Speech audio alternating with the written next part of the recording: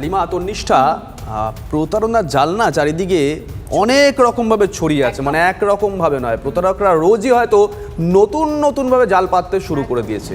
উত্তরের ছবি আলিপুরদুয়ারের পাশাপাশি ধূপগুড়িতে, সেখানেও প্রতারণার ফাঁদ।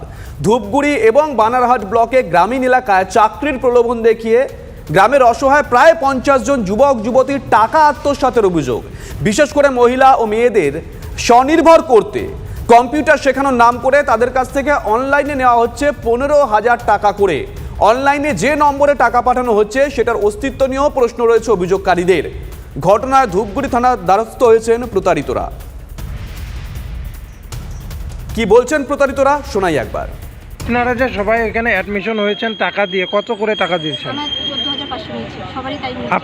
আপনারা গুগলে বা কোথাও সার্চ করে দেখেন নাই যে এটা কোনো কোম্পানিটার নাম কি ছিল? কোম্পানিটার নাম হচ্ছে স্মার্ট ভ্যালু, আর এখানে যেটা আছে ওটা নারিশ। কি নাম? Nourish health department. আপনাদের কোনো সার্টিফিকেট বা কোনো কিছু দিয়েছে? না, আমাদেরকে কিছু দেওয়া হয়নি। এরকম করে বলার পর বলে কি ডাকি আর কি, এই দিন আসো, আমাদেরকে প্রজেক্ট দেওয়া হয়, নাম লেখো, তোমার বাড়ির পাশে তোমার ফ্রেন্ডের নাম, তোমার হচ্ছে কিসের, তাহলে টাকাটা দিলে কিসের উপর ভিত্তি করে? ওরা বলছে ওখানে দেখে যে এরকম এরকম কাজ তো ভালোই। তো আপনারা 14,500 টাকা দিন, তারপরে তো আপনাদের কিছু দেয়নি? আমাদের বলছে কি হচ্ছে ভ্যালু ফর মানি দেওয়া হবে, কিছু ওষুধের মতো দিয়েছে আর কি। রনি আমাদের সঙ্গে রয়েছেন, আমাদের সহকর্মী। যাবো রনির কাছে। রনি, একটু বোঝার চেষ্টা করি জালটা ঠিক কিভাবে ছড়ানো হয়েছিল।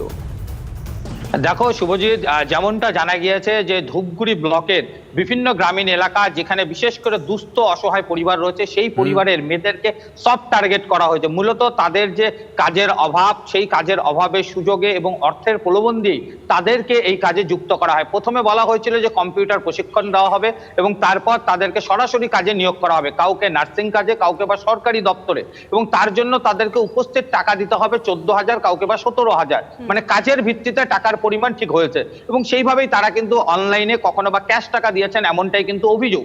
এবং এই অভিযোগ করেছেন যারা প্রতারিত হয়েছেন তারা। ধূপগুড়ি ব্লকের এবং বানারহাট ব্লকের বিস্তীর্ণ এলাকার মানুষ কিন্তু এর মধ্যে যুক্ত হয়েছে। স্মার্ট ভ্যালু বলে যেই কোম্পানির নাম বলা হচ্ছে, সেই কোম্পানির কিন্তু নির্দিষ্ট কোনো অফিস ধূপগুড়ি শহরে পাওয়া যায়নি।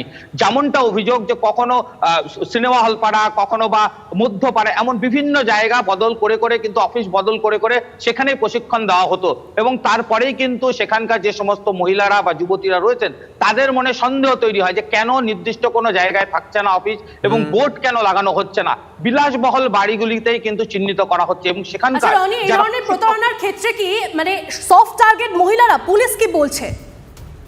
দেখো, পুলিশের সঙ্গে আমরা যোগাযোগের চেষ্টা করেছিলাম, পুলিশ কিন্তু এই বিষয়ে কোনো মুখ খুলতে চাননি। তবে উত্তরবঙ্গ উন্নয়ন মন্ত্রীর সাথে আমরা কথা বলেছিলাম এই প্রতারণার ঘটনা নিয়ে। তিনি কিন্তু চাঞ্চল্যকর বক্তব্য দিয়েছেন আমাদেরকে, যেমনটা তার দাবি যে চাকরির অভাব রয়েছে তাই প্রতারণার ফাঁদে পা দিচ্ছেন তারা। অত্যন্ত চাঞ্চল্যকর। রনি, সঙ্গে থাকো। উদয়ন গুহ ঠিক কি বলেছেন যা নিয়ে নতুন করে বিতর্ক তৈরি হয়েছে? রাজ্যের মন্ত্রী স্বয়ং বলছেন চাকরির অভাব রয়েছে তাই এই প্রতারণা। শুনুন। এগুলো যারা করেন তারা বোকামি করেন। আমার কাছে কয়েকবার ফোন এসছে যে বীরভূমে, মুর্শিদাবাদে মাটি ঘুরতে গিয়ে কলসি ভর্তি পাওয়া গেছে, সোনার ওই টাকা পাওয়া গেছে, সেগুলো আমাকে মানে হাফ দামে দিতে চেয়েছে। তা আমি যদি সেটা নিয়ে টাকাটা নিয়ে ওখানে পৌঁছতাম, ধূপগুড়ি থানায় লিখিত আকারে অভিযোগ করেছে। তার না, তার হতো আমার। এখন ঘটনা হচ্ছে যারা এগুলো করেন, এখন এমনি চাকরির খানিকটা সংকট আছে, বেকার সমস্যা আছে, অনেকে প্রলোভনে পড়ে যায়, কিন্তু সচেতনতা বৃদ্ধি করার জন্য আমরাও কম চেষ্টা করছি না। আমরা বিভিন্ন জায়গায় সমাবেশে, আমাদের কোথাও কোনো কর্মসূচি সেরকম থাকলে এগুলো বলি, তারপরেও অনেকে এইসব প্রলোভনে পা দেন।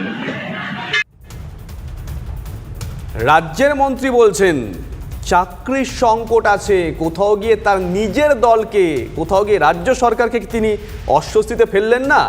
আমরা অবশ্যই নজর রাখবো সেদিকে।